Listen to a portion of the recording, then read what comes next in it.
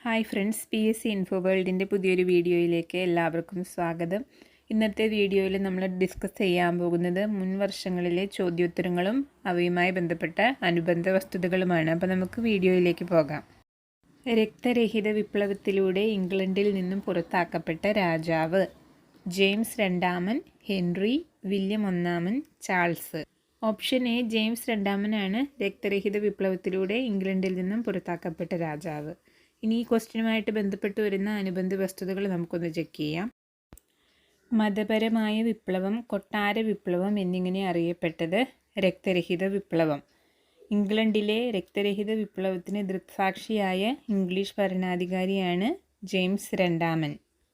1688 ഇംഗ്ലണ്ടിലെ മഹത്തായ വിപ്ലവത്തിന് ശേഷം പാർലമെൻറ്റ് കൊണ്ടുവന്ന നിയമങ്ങൾ അറിയപ്പെടുന്നത് bill of rights. 1689 bill of rights പാസ്സാക്കുന്നത്. മഹത്തായ വിപ്ലവം എന്ന പദം ആദ്യമായി ഉപയോഗിച്ചത് ജോൺ ഹാംപ്ടൺ. രാജവാഴ്ചയിൽ നിന്നും പാർലമെൻറ്റിൻ്റെ അധികാരത്തിലുള്ള രാജവാഴ്ച എന്നൊരു അധികാര കൈമാറ്റം നടക്കാൻ കാരണമായ നിയമമാണ് ബിൽ ഓഫ് റൈറ്റ്സ്. അടുത്ത ക്വസ്റ്റ്യൻ: ഇന്ത്യയിൽ ഇംഗ്ലീഷുകാരുടെ ആദ്യത്തെ വ്യാപാര കേന്ദ്രം: അഹമ്മദാബാദ്, ബോംബെ, മദ്രാസ്, സൂറത്ത്. ഓപ്ഷൻ ഡി, സൂറത്ത്. ഇതുമായി ബന്ധപ്പെട്ട അനുബന്ധ വസ്തുതകൾ നോക്കാം. ഡച്ചുകാരുടെ ഇന്ത്യയിലെ പ്രധാന വാണിജ്യ കേന്ദ്രങ്ങൾ: കൊച്ചി, കൊല്ലം. ഏതൊക്കെയാണ്? കൊച്ചി, കൊല്ലം. ഡച്ചുകാരുടെ ഇന്ത്യയിലെ ആദ്യ ഫാക്ടറി സ്ഥാപിക്കപ്പെട്ട സ്ഥലം: മസൂലിപട്ടണം. ഇന്ത്യയിലെ ആദ്യത്തെ ഡച്ച് ഫാക്ടറി സ്ഥാപിക്കപ്പെട്ടത് മസൂലിപട്ടണം. 1605 സ്ഥാപിതമായത്. ഫ്രഞ്ചുകാരുടെ ഇന്ത്യയിലെ പ്രധാന വാണിജ്യ കേന്ദ്രങ്ങൾ: പുതുച്ചേരി, മാഹി, കാരയ്ക്കൽ. ഏതൊക്കെയാണ്? പുതുച്ചേരി, മാഹി, കാരയ്ക്കൽ. ഇന്ത്യയിലെ ആദ്യ ബ്രിട്ടീഷ് ഫാക്ടറി സൂറത്തിൽ സ്ഥാപിക്കപ്പെട്ട വർഷം: 1608 ആദ്യ ബ്രിട്ടീഷ് ഫാക്ടറി ഇന്ത്യയിലെ സൂറത്തിൽ സ്ഥാപിക്കപ്പെട്ടത്. ബ്രിട്ടീഷുകാർ കേരളത്തിൽ ആദ്യമായി പണ്ടകശാല സ്ഥാപിച്ച സ്ഥലം: വിഴിഞ്ഞം. 1644 വിഴിഞ്ഞത്ത് ആദ്യമായി പണ്ടകശാല സ്ഥാപിച്ചത്. ഡച്ചുകാരുടെ പ്രധാന കോളനിയായിരുന്ന രാജ്യം ഇതിലേതാണ്? കിഴക്കേ ആഫ്രിക്ക, ഇന്തോനേഷ്യ, പടിഞ്ഞാറേ Africa, Malaysia. Option B, Indonesia. ഇതുമായി ബന്ധപ്പെട്ട വസ്തുതകളാണ് താഴെ പറയുന്നത്. ഏഷ്യയിൽ ഡച്ചുകാരുടെ ഏറ്റവും വലിയ കോളനി ഇന്തോനേഷ്യ ആയിരുന്നു. ഡച്ചുകാർ ഇന്ത്യയിൽ വന്ന വർഷം AD 595. Dutch east India company ഇന്ത്യയിൽ സ്ഥാപിതമായ വർഷം 1602. 1602 ഡച്ച് ഈസ്റ്റ് ഇന്ത്യ കമ്പനി ഇന്ത്യയിൽ സ്ഥാപിതമായത്. ഇന്ത്യയിൽ പാശ്ചാത്യ ശാസ്ത്രം പ്രചരിപ്പിച്ചത് ഡച്ചുകാരാണ്. ഇന്ത്യയിൽ വ്യാപാരബന്ധം സ്ഥാപിച്ച ആദ്യ പ്രൊട്ടസ്റ്റന്റ് ജനവിഭാഗവും ഡച്ചുകാരാണ്. ഹൂഗ്ലി നദിയുടെ തീരത്ത് സ്ഥിതി ചെയ്തിരുന്ന ഡച്ച് കോളനിയും വ്യാപാര കേന്ദ്രവും അറിയപ്പെട്ടിരുന്ന പേരാണ് ചിൻസുറ. ശിപായി ലഹള എന്നറിയപ്പെടുന്ന 1857 കലാപത്തെ ലക്നൌവിൽ നയിച്ചതാര്? ബീഗം ഹസ്രത്ത് മഹൽ, നാനാ സാഹിബ്, റാണി ലക്ഷ്മിഭായ്, താന്തിയ തോപ്പി. ഓപ്ഷൻ എ, ബീഗം ഹസ്രത്ത് മഹൽ. കാലത്തെ തിരിച്ചുവെക്കാനുള്ള യാഥാസ്ഥിതിക ശക്തികളുടെ ശ്രമം എന്ന 1857 കലാപത്തെ വിശേഷിപ്പിച്ചത് SN സെൻ. വാണിജ്യ മുതലാളിത്തത്തിനെതിരെ ഫ്യൂഡലിസത്തിൻ്റെ അവസാന നിലപാട് എന്ന് 1857 കലാപത്തിനെ വിശേഷിപ്പിച്ചത് MN റോയ്. കലാപകാരികളുടെ പ്രധാന മുദ്രാവാക്യങ്ങളായിരുന്നു സംഘടിക്കുക, ഉണരുക, വിദേശികളെ പുറത്താക്കുക. ഏഷ്യൻ ബോക്സിംഗ് ചാമ്പ്യൻഷിപ്പ് 2021 വേദി: Bangladesh, India, China, Dubai. Option D, Dubai. അനുബന്ധ വസ്തുതകൾ നോക്കാം. 2023 ഏഷ്യൻ ബോക്സിംഗ് ചാമ്പ്യൻഷിപ്പിൻ്റെ വേദി താഷ്കണ്ട്, ഉസ്ബെക്കിസ്ഥാനിലാണ് താഷ്കണ്ട്. 2023 ലോക വനിതാ ഹോക്കി ചാമ്പ്യൻഷിപ്പിൻ്റെ വേദി ഇന്ത്യ. 2023 ലോക വനിതാ ബോക്സിംഗ് ചാമ്പ്യൻഷിപ്പിൽ 81 കിലോ വിഭാഗം സ്വർണം നേടിയത് ഇന്ത്യയുടെ സ്വീറ്റി ബൂറ. 48 കിലോ വിഭാഗത്തിൽ സ്വർണം നേടിയത് നീതു ഖൻഖാസ്. 2022 നടന്ന ലോക വനിതാ ബോക്സിംഗ് ചാമ്പ്യൻഷിപ്പിൽ സ്വർണ്ണ മെഡൽ നേടിയത് ഇന്ത്യയുടെ Nikhat Zareen.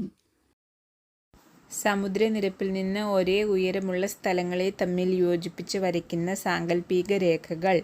Form line, spot height, benchmark, contour. Option D contour. ഒരേ കാന്തിക പ്രഭാവമുള്ള പ്രദേശങ്ങളെ യോജിപ്പിച്ച് വരയ്ക്കുന്ന രേഖകൾ ഐസോഗോണൽസ്. ഒരേ അളവിലുള്ള സീസ്മിക് ആക്ടിവിറ്റി യോജിപ്പിച്ച് വരയ്ക്കുന്ന രേഖ ഐസോസീസ്മൽസ്.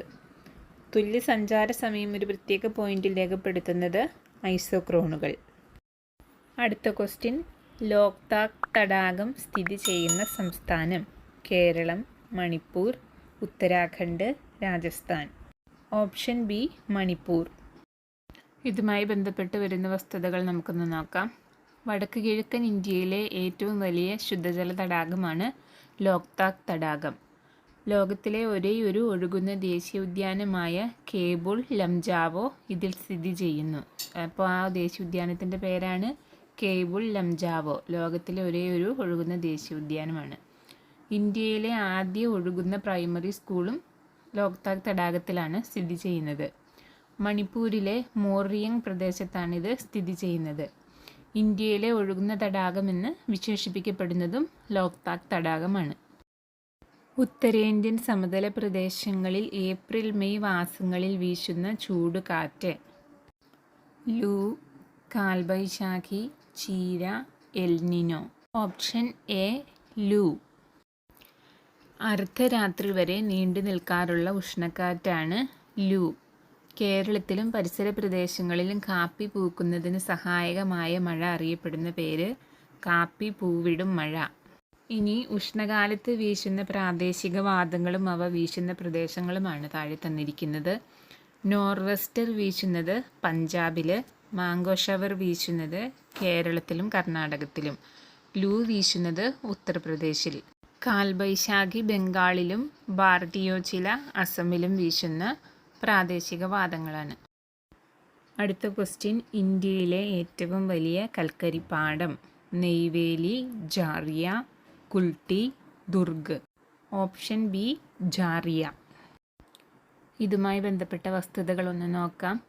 ഇന്ത്യയിലെ ഏറ്റവും വലിയ കൽക്കരി ഖനി റാണിഗഞ്ച്. അപ്പോൾ ഏറ്റവും വലിയ കൽക്കരിപ്പാടം ജാറിയ, ഏറ്റവും വലിയ കൽക്കരി ഖനി റാണിഗഞ്ച്. 95% കാർബൺ അടങ്ങിയിരിക്കുന്ന ആന്ത്രസൈറ്റ് കൽക്കരി കാണപ്പെടുന്ന ഇന്ത്യയിലെ പ്രദേശം ജമ്മു കാശ്മീർ. ഇന്ത്യയിലെ ആദ്യത്തെ താപവൈദ്യുത നിലയം Hussain Sagar thermal power station. 1920 മുതൽ 1922 വരെയാണ് അത് പ്രവർത്തിച്ചിരുന്നത്. ഹൈദരാബാദിലാണ് ഈ പവർ സ്റ്റേഷൻ ഉണ്ടായിരുന്നത്. ഇന്ത്യയുടെ കൽക്കരി തലസ്ഥാനം എന്നറിയപ്പെടുന്നത് ധൻബാദ്. രാഷ്ട്രത്തിൻ്റെ നിർദ്ദേശക തത്വങ്ങൾ ഏത് രാജ്യത്തിൻ്റെ ഭരണഘടനയുടെ സ്വാധീനത്തിൽ നിന്നും രൂപം കൊണ്ടതാണ്? Ireland, Britain, Canada, Australia. Option A Ireland. ഈ ചോദ്യവുമായിട്ട് ബന്ധപ്പെട്ട അനുബന്ധ വസ്തുതകളൊന്ന് നോക്കാം. എല്ലാ പൗരന്മാർക്കും സമത്വവും ക്ഷേമവും കൊണ്ടുവരിക എന്ന ലക്ഷ്യത്തോടെ ഭരണഘടനയിൽ ചേർത്ത ഭാഗമാണ് മാർഗനിർദ്ദേശക തത്വങ്ങൾ. മാർഗനിർദ്ദേശക തത്വങ്ങളിലെ ന്യായവാദാർഹമല്ലാത്ത അവകാശങ്ങളാണ് താഴെ പറയുന്നവ.